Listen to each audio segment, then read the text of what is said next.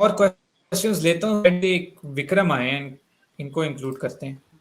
हाँ जी विक्रम, क्या बात कहेंगे? Hello, how are you? एक बार आप विक्रम, लोगों आई एम के साथ फाइन, आप हमारी सुनाओ। मुलाकात हुई थी। और अभी क्या आप प्रोग्रेस है आई आपका? थिंक सो, पीछे मुझे भी याद आपने पड़ रहा है। पीछे आए थे ये प्रोग्राम में, लास्ट प्रोग्राम में थे। जी जी। तो अभी क्या प्रोग्रेस है आपका? अच्छा। मैं अभी बर्लिन में हूँ। हैं? नहीं, ओह बर्लिन हो में। हो बड़ी यार, पहुंच गए? यानी कि प्रोग्रेस वेरी हो गुड। गई। हो गई, अच्छे कैसे बात आप? है, गुड टू नो। आप कैसे कब हैं? आए हो? मैं जबरदस्त हूँ, आप बताओ कि कब पहुंचे हो बर्लिन, कब से मैं हो? अगस्त 23 को आया था। 23 22, अगस्त। या 23 23। अगस्त 2022, 6 महीने हो गए यानी कि। या अप्रोक्सीमेट। कैसा एक्सपीरियंस जा रहा है अभी तक? पढ़ाई कर रहे हो? हाँ, अभी पढ़ाई कर रहा हूँ। मैंने अभी 5 महीने का सेमेस्टर ब्रेक लिया है कि थोड़ी जर्मन कोर्स कर रहा हूँ। अच्छा। VHS। तो जर्मन कोर्स के लिए स्पेसिफिकली आपने क्या पढ़ रहे हो, पढ़ाई क्या कर रहे हो, और VHS। इंग्लिश लैंग्वेज है आपका फुली कोर्स? हाँ, फुली इंग्लिश लैंग्वेज है। और तो मेरा मेन मोटिव था कि मुझे जॉब करना था, क्योंकि मेरा एक्सपीरियंस ऑटोमोबाइल में है और हम्म। Injection moulding. तो मैं बेसिकली, मुझे वैसे कोई वीज़ा मिल नहीं रहा था, तो इसमें थोड़ा टाइम ज़्यादा मिल जाता। तो इसलिए मैंने स्टडी के थ्रू ही आना बेहतर समझा। वैसे का वीजा का मतलब आपका है कि जॉब सीकर वीजा आपको नहीं मिल रहा था, या आपको डायरेक्ट नहीं, वहां से job job? Sikar. Job seeker visa के लिए 6 महीने, 6 मंथ्स। हम्म। तो 6 मंथ्स में मुझे ऐसा लगा कि थोड़ा सा मुश्किल है कि जॉब को फाइंड अच्छा। आउट करना और अपनी प्रोफिशिएंसी को जैसे देखना। ठीक है। और अच्छा बाकी अच्छा। मैं ऐसे जैसे अप्लाई भी करता हूँ जॉब के लिए, तो काफ़ी रिजेक्शंस भी आ रहे हैं, क्योंकि लैंग्वेज की रिक्वायरमेंट हो जाती है वहाँ पे। तो आप इस प्रॉपर प्लानिंग के साथ आए थे कि मैं क्योंकि एक्सपीरियंस प्रोफेशनल हूं तो मैं जाऊंगा स्टूडेंट वीजा पे, लेकिन फिर मैं ब्रेक लेके जर्मन सीखूंगा और जॉब में अप्लाई करूंगा, यानी कि आपका प्लान था ऑलरेडी? Yeah, अच्छा अच्छा। तो मैकेनिकल इंजीनियरिंग की ही फील्ड्स में आप जॉब पे अप्लाई कर रहे हो, राइट? हाँ, मैकेनिकल इंजीनियरिंग में ही। अ, आप कुछ क्वेश्चंस थे आप लोगों के लिए, अगर आप इजाज़त करें तो पूछ श्योर, सकते आप हैं। क्वेश्चंस अपने करना। एक मैं पूछना चाहूंगा कि बर्लिन क्यों सिलेक्ट किया आपने अपनी फील्ड के हिसाब से?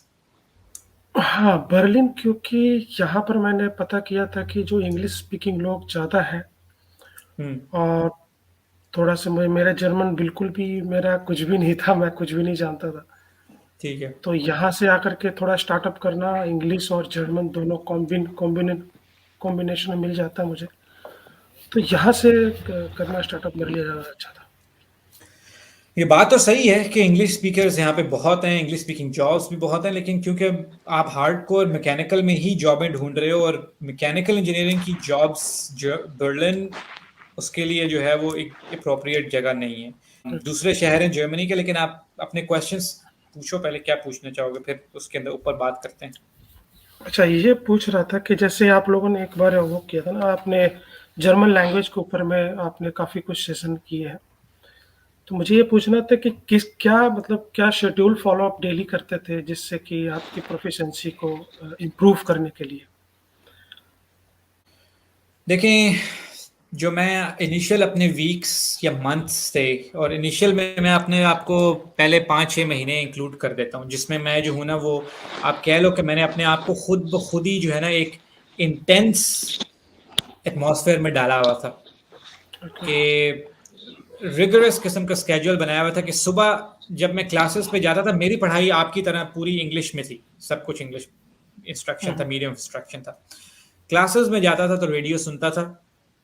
उसके बाद जर्मन की हमारी हफ्ते में 2 क्लासेस होती थी सिर्फ, जो कि फ्री यूनिवर्सिटी कोर्स ऑफर कर रही थी। वो हम्म, कोई ऐसा कोर्स भी नहीं था कि मैं कि इंटेंसिव कोर्स करता, जो यूनिवर्सिटी के अंदर लैंग्वेज स्कूल था वो ऑफर कर रहा था। तो वो जो स्कूल होमवर्क देता था वो करता था डेली। उसके अलावा रोज वापस आके मैं या तो जर्मन के अंदर एक अदद आर्टिकल पढ़ता था किसी भी अखबार में। आपको पता है कि जो स्टूडेंट डॉर्म्स वगैरह या कोई भी होती हैं बिल्डिंग्स, वहां पे वो इतना ज्यादा मैगजीन्स और पेपर्स फेंक के जाते हैं एडवर्टाइजिंग के। राइट। तो मैं उसमें से लेके उठा के, कोई स्पेशल खरीद के भी नहीं, वो लेके उसमें से कोई एक पैराग्राफ लेके वो पढ़ता था। उसमें से जो मुश्किल वर्ड होते थे, और उसमें से कुछ 70-80% मुश्किल ही होते थे, शुरू में। तो वो मैं फिर गूगल में चेक करता था उस वक्त। तो वो जो सबसे अच्छा ट्रांसलेटर है उसका नाम है डीप एल, आपको शायद पता हो उसका। वो भी एक जर्मन स्टार्टअप ही है। अगर कभी देखना या हो इंग्लिश टू जर्मन तो राइट। डीप एल को देखो। ये लिंगुए और डीप एल दोनों एक ही कंपनी है। लिंगुए अच्छा है और डीप एल तो गूगल से भी अच्छा है। गूगल हालांकि अब काफी बेहतर हो चुका है। तो उस वक्त राइट। गूगल जो है ना वो बड़ा माठा होता था लैंग्वेजेस के हिसाब से। तो मैंने 15 लाइनों का एक पैराग्राफ पढ़ा है तो मेरे लिए वही बड़ा हैवी होता था। और उसके अंदर वर्ड्स मार्क करके उसके मतलब देखता था। उसके बाद मैं क्या करता था कि या तो एक यूट्यूब वीडियो या तो एक फिल्म। उस जमाने में 2012 13 14 की आपको बात बता रहा हूँ। उस वक्त यूट्यूब के ऊपर ये कॉपीराइट्स का चक्कर नहीं था और पूरी पूरी फिल्में पड़ी होती थी यूट्यूब के ऊपर। ये यूट्यूब के ऊपर जो है ना अभी कोई मेरा ख्याल है 2018 या 19 में ये हुआ है कि उन्होंने फिल्में जो हैं वो पैसों पे कर दी हैं या रेंट पे कर दी हैं और वो सारा प्लेटफॉर्म जो है वो मोनेटाइज हो गया। वरना उस वक्त बहुत stuff free of cost available था। तो मैं एक शो आता था शाम को, जर्मन शो आता था, पॉडकास्ट आती थी, उसका नाम था गनी शो खाओ शो। तो वो शो की थीम जो है वो बड़ी इंटरेस्टिंग किस्म की थी। उसमें वो बड़े अजीबो गरीब किस्म के जो जर्मनी में लोग हैं ना, कभी उन्होंने कोई किसी एक्स हॉकी प्लेयर को वो लाए होते थे जो जिसकी टांग टूट गई थी या दांत टूट गए थे हॉकी खेलते खेलते, वो रिटायर्ड था, वो आके इंटरव्यू दे रहा होता था। कभी किसी एक्स पॉर्न स्टार को बुला के बैठाया होता था, कभी किसी बी ग्रेड एक्टर को ला के बैठाया होता था। वो एक उस जमाने में नया नया ट्रेंड आया था पॉडकास्ट करने का जर्मनी के अंदर। कम से कम मैं 10 साल पुरानी बात बता रहा हूँ। तो वो पॉडकास्ट में सुनता था क्योंकि वो बहुत इंटरेस्टिंग टॉपिक्स के ऊपर होती थी। और उसको मैं क्या करता था, उसको पॉज कर करके ना, जो भी मुझे मतलब नहीं समझ आता था तो वो उसी वक्त गूगल से देखता था। फिर आगे वो 25 मिनट की एपिसोड होती थी और मैं उसको खत्म करता था कोई 1 घंटे के अंदर, क्योंकि मैं उसको रोक रोक के करके सुनता था। उसके अलावा मैंने एक और टेक्निक ये की थी कि मैं पाकिस्तान से जब आया था तो मैं एक हार्ड ड्राइव अपनी लेके आया था साथ। और उस हार्ड ड्राइव के अंदर, क्योंकि आपको पता है पाकिस्तान में तो टॉरेंट होता है, आप कुछ भी डाउनलोड कर सकते हो, तो यहाँ पे तो डाउनलोडिंग होती नहीं थी। तो ये मुझे पता था पहले।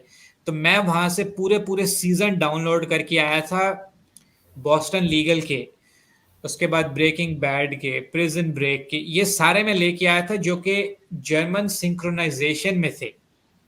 यानी कि सब टाइटल्स नीचे इंग्लिश थे लेकिन आवाज इंग्लिश की बजाय जर्मन में सिंक्रोनाइज्ड हुई थी, या जिसको हम लोग डबिंग कहते हैं, डब हुई हुई थी। तो वो सीरीज मैंने सारी देखी हुई थी पाकिस्तान में, लेकिन मैं उनको दोबारा देखना शुरू किया क्योंकि मुझे उनका प्लॉट तो पता था, स्टोरी भी पता थी, मगर अब जो थी वो पूरी जर्मन में थी। तो उससे मुझे ये आइडिया होना शुरू हुआ कि अच्छा ये इस चीज़ की ये वोकैबुलरी है, इसकी ये वोकैबुलरी। तो मैं पूरा दिन अपने आप को एंगेज रखता था। उसके बाद जो मैंने आखिरी स्टेप ये किया था कि मेरी एक दोस्त थी जो कि जर्मन थी, उसके साथ लैंग्वेज प्रैक्टिस, अगर वो लैंग्वेज प्रैक्टिस करनी में काफी देर बाद आई, यानी कि पहले 2 या 3 महीने मेरी अपनी इनिशियल स्ट्रगल थी उस लेवल तक पहुंचने की। क्योंकि मैं हमेशा वीडियोस में ये बात कहता हूं कि कोई भी आपके साथ प्रैक्टिस नहीं करेगा जब तक आपके पास एक छोटा सा बेसिक लेवल नहीं होगा पहले से। जरूरी नहीं कि बहुत आपकी अच्छी होनी चाहिए, लेकिन जब तक आप हल्की फुल्की बोलेंगे नहीं ना, आपके साथ कोई प्रैक्टिस नहीं करेगा। क्योंकि बहुत बोरिंग होता है ये किसी ऐसे बंदे के साथ प्रैक्टिस करना जिसको बिल्कुल लैंग्वेज ना आती, ठीक है ना। वो आपका 5 मिनट के बाद हिम्मत हार जाएगा, कोई भी अगर होगा, अनलेस एंड अनटिल कि आप उसको पैसे दे के साथ बिठाओ अपने। तो ये मैंने इनिशियल स्टेप्स जो है ना फॉलो किए थे और ये काफी हेल्पफुल हुए थे। लेकिन ये एक एक्सटेंसिव प्रोसेस था। आप ये कह लो कि मैंने इमर्स कर दिया था अपने आप को जर्मन लैंग्वेज के अंदर। हर तरफ सुन रहा था, बोल रहा था, लोगों से गलत पलत बोल रहा था, साइन बोर्ड्स पढ़ रहा था, अखबारें पढ़ रहा था, मोबाइल की सेटिंग्स जो है वो जर्मन में करनी थी।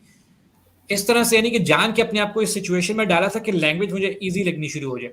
और फिर जब मुझे हल्का हल्का फील हुआ कि यार अब मैं दुकानों में जाके बोल रहा हूँ, और फिर मुझे पहली दफा सही कॉन्फिडेंस तब हुआ लैंग्वेज का जब मुझे एक दोस्त ने कहा, और वो भी इंडियन ही था, इंडिया से था।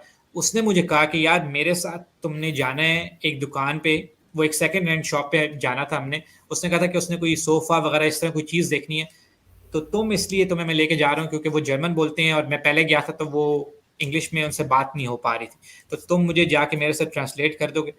तब मुझे लगा कि यार इसका मतलब है कि थोड़ी बहुत जो है ना वो गेम बन गई। और मुझे खुद भी नहीं पूरी आती थी, तो मैं लेकिन गया इतने कॉन्फिडेंस से जैसे कि मैं बिल्कुल जो है ना वो नेटिव स्पीकर की तरह बोलता हूँ। तो जब मैं गया तो हल्की फुल्की मैंने गुजारा लाइक बात जो है ना वो चला दी। तो इस तरह फिर आहिस्ता आहिस्ता कॉन्फिडेंस आता गया और फिर प्रैक्टिस। और अभी तक प्रैक्टिस जारी है। अभी मैं कई दफा ऐसे करता हूँ कि इंग्लिश मूवी देख रहा होता हूँ नेटफ्लिक्स पे, तो नीचे जर्मन सबटाइटल्स मैंने ऑन किए होते हैं, सिर्फ इसलिए कि और जो नए वर्ड्स आते हैं वो देखता रहता हूँ, क्योंकि यार इतने सारे वर्ड्स हैं, मुझे इनके मीनिंग अभी भी नहीं आते। Basic normal conversation, professional conversation तो मैं कर सकता हूँ, लेकिन लैंग्वेज तो इतनी बड़ी होती है कि वो आप ये कभी भी नहीं कह सकते कि आप मुझे सारी आ गई। तो इसलिए यही मैं आपको कहूंगा। आप सर कुछ कहेंगे इस बारे में?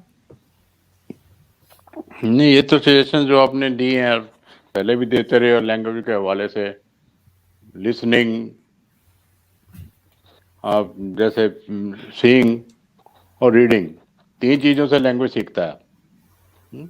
लिसनिंग में रेडियो देखो, आप देखना है, आप फिल्म देखो जैसे बताया इन्होंने, और रीडिंग से भी आप अखबार पढ़ो। अखबार पढ़ने से भी थोड़ा सा कोई मैगजीन पढ़ो, लीफलेट पढ़ो, पॉम्फलेट पढ़ो, ट्राई टू अंडरस्टैंड, थोड़ा टाइम तो लगाना पड़ेगा। ये तीनों चीज़ें करनी पड़ेंगी। आपके विजुअल भी, आपका रीडिंग भी, आपकी हीयरिंग भी, ये तीनों चीज़ें करोगे तो आपको धीरे धीरे धीरे ये इम्प्रूव होगी। ये नहीं कि एक दिन का खेल नहीं है, दिस इज कंटिन्यूस प्रोसेस। जिस तरह एहसन साहब ने बताया कि अभी भी मैं सीख रहा हूँ, ऐसे वर्ड हैं जिनका मीनिंग नहीं पता है, वोकेबलरी तो कुछ कॉमन वोकेबलरी होती है जिससे डे टू डे एक्टिविटीज़ का काम चल जाता है, प्रोफेशनली चल जाता है। पर कुछ ऐसी चीज़ें बुक्स पढ़ोगे तो उसमें आपको ऐसे वर्ड मिलेंगे जो पहले अभी सुने नहीं। इंग्लिश में भी हम कोई नावल पढ़ते हैं या कोई किताब पढ़ते हैं तो कई बार ऐसे वर्ड आते हैं जिनका हमारे को मीनिंग नहीं पता, डिक्शनरी में देखना पड़ता है। तो लैंग्वेज तो एक तरह का समुंदर है, इसका तो कोई अंत है नहीं। और लैंग्वेज जो इवॉल्व करती रहती हैं, लैंग्वेज को स्टैटिक चीज़ नहीं है, लैंग्वेज तो इवॉल्विंग है। तो ये तो कंटिन्यूस प्रोसेस है, जितना सीखो आगे बढ़ते रहो। ये तीनों चीज़ों को मद्देनजर रखते हुए धीरे धीरे इम्प्रूवमेंट आएगी। एक हो कि मैं 1 महीने में, 2 महीने में, 6 महीने में परफेक्ट हो जाऊंगा, ये तो बात तो स्लो एंड स्टडी वाली बात है। ये तो आपको कंटिन्यूस प्रोसेस रखना पड़ेगा। दिन में 1-2 घंटा मतलब इसी काम में लगाओ तो जल्दी आ जाएगी। अगर बीच में छोड़ दोगे तो फिर वो, अब जहाँ भी हो कोशिश करो थोड़ा, मतलब किसी से बोलने में जर्मन थोड़ा गलत टूटी फूटी भी बोलोगे तो आपको आपका मतलब तो समझ जाएगा वो। ग्रामेटिकली करेक्ट ना भी हो, अब उसमें आप शर्म ना महसूस करो भाई मैं गलत बोल रहा हूँ। ट्राई टू स्पीक जब भी कोई अपॉर्चुनिटी हो, उससे आपको मतलब इम्प्रूवमेंट मिलेगी।